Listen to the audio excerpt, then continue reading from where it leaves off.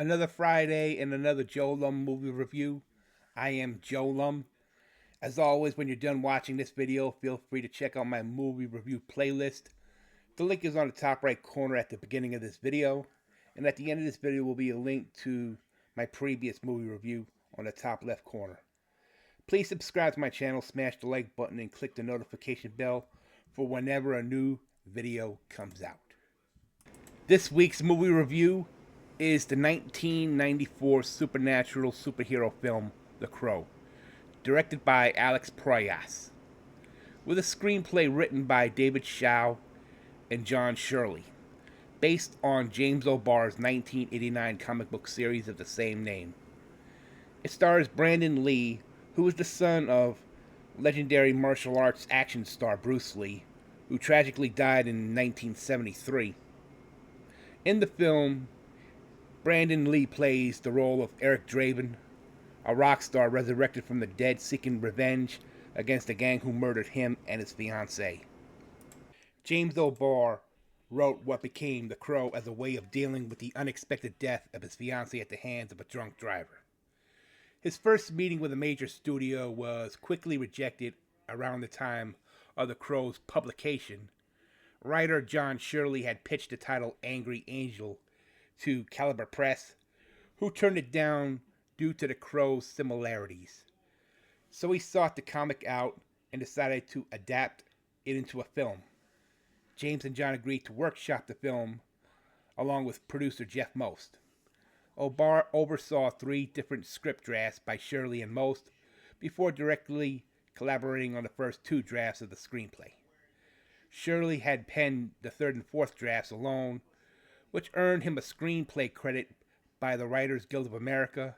However, it was denied due to the rule that in the WGA, it prohibits producers from receiving writing credits. Edward R. Pressman soon added on as another producer. He fired John Shirley after he clashed with Pressman's head of the studio, and David J. Shaw was hired on for rewrites. And the last piece of the puzzle to make this comic book adaptation into a motion picture reality is an Australian director by the name of Alex Proyas. He would go on years later to direct films like Dark City and I, Robot. Production began in Wilmington, North Carolina in February of '93 and was scheduled to last 54 days. Then the unthinkable happened. During filming, Brandon Lee was fatally wounded by a prop gun as he had finished most of his scenes. The film was done through script rewrites, a stunt double, and digital effects. Michael Berryman, known for his roles in horror films such as The Hills Have Eyes and One Flew Over the Cuckoo's Nest, had filmed scenes as the Skull Cowboy, who was Eric's spirit guide. But his scenes were cut from the finished film, and Chad Stileski, who was Brandon Lee's stunt double in several scenes that were filmed after Brandon's death. After Brandon Lee's death, Paramount Pictures pulled out of distribution, and the rights were soon acquired by Miramax Films. The movie is dedicated to Lee and his fiancée, Eliza Hutton. In a crime-ravaged Detroit, Michigan, Shelley Webster is sexually assaulted and seriously wounded, while her rock star fiancé, Eric Draven, got shot at and thrown to his death from the window of their loft apartment. Police sergeant named Albrecht comforts a young girl named Sarah, who the couple care for due to her mother not being around, and accompanies Shelley to the hospital where she eventually dies from her injuries. The narrator mentioned that the legend of a crow carries souls to the land of the dead. If that person died in tragic circumstances, the crow can resurrect their restless spirit to set things right. That following year, Eric is resurrected by a crow. Disoriented and distressed, he returns to his ravaged loft apartment, and he experiences the flashback of the murders. That gang targeted the couple because of their protest of forced evictions in their apartment building, led by a ruthless crime boss, Top Dollar. Soon, Eric realizes all the injuries he suffered immediately healed. He dons the black and white face paint and sets out to avenge himself and Shelley by first going after Top Dollar's men. First, Tintin gets stabbed to death. then goes to a pawn shop where he pawns Shelley's engagement ring. He recovers the ring and blows up the pawn shop but spares the life of its owner, Gideon, who alerts Top Dollar and his men that Eric is out for revenge. Soon he finds Fun Boy taking drugs with Sarah's mother, who is an estranged drug addict. He ends up ODing Fun Boy to his death and purging the drugs from Sarah's mother's body, telling her that Sarah needs her.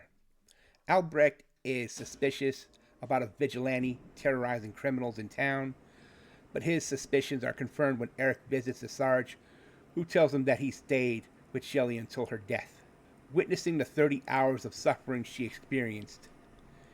Eric then targeted T-Bird, killing him with an explosion. The following morning, Sarah reconciles with her mother and reunites with Eric at his apartment.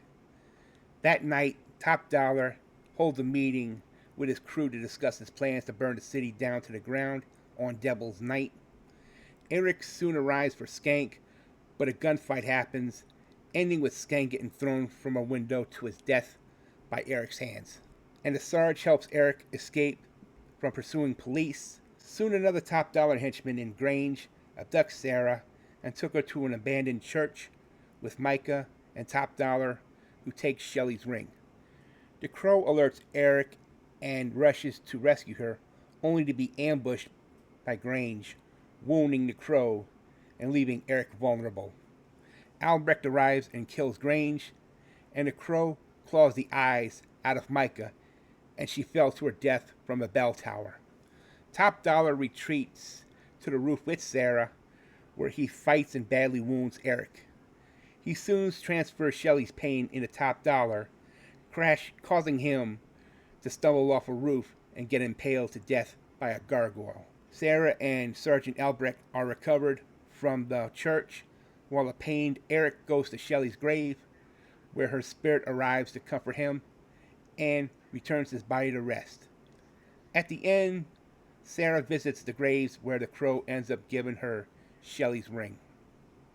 The Crow premiered in Santa Monica, California on May 10th, 1994, and was released in American theaters 3 days later. It got positive reviews for its style and the performance of Brandon Lee, grossing $94 million worldwide on a $23 million budget. And since it gained a cult following, the film's success led to 3 sequels, a TV series, and a 2024 reboot, all of which failed to replicate the success of the first Crow movie. I give The Crow an overall rating of 8 out of 10. This film was dark and filled with lurid energy and action-packed visual feast that also had a soul in the performance of the late great Brandon Lee. The film was widely compared to others such as Tim Burton's Batman, Ridley Scott's Blade Runner. Hell, I'll even go so far as to say it's even darker than Sam Raimi's Darkman and Paul Verhoeven's RoboCop. The movie also gave inspiration to a legendary professional wrestler named Steve Borden, going by the name of Sting, as he adopted the Crow persona that gave him new life and reinvented his pro wrestling career. Not many talk about that now, do they? But as dark as the film is, art imitating both life and death.